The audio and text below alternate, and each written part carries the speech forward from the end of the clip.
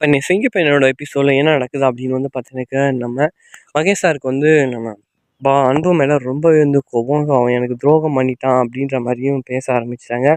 So இந்த விஷயத்துல பார்த்தீங்கன்னாக்கா, அன்பு மேல தப்பு இருக்கா அப்படிங்கிறத கீழ மறக்காம கமெண்ட் பண்ணிடுங்க.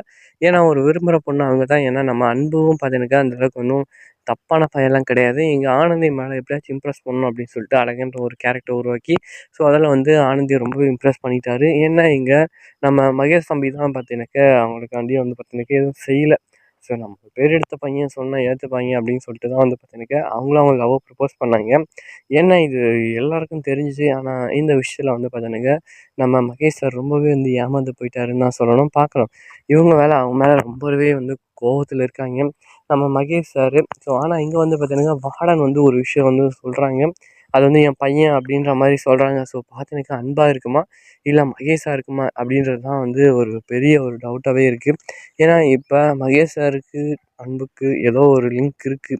ஸோ இவங்க தான் பார்த்தீங்கன்னாக்கா, ஸோ அவங்களோட பையன்னு சொல்லும்போது பார்த்தீங்கன்னா, ஏதோ ஒரு பெரிய ஒரு விஷயம் இருக்கு. அது என்ன ஏது அப்படின்றத வரப்போற அந்த சுவாரஸ்யமான வீடியோல பார்க்கலாம். பாய்.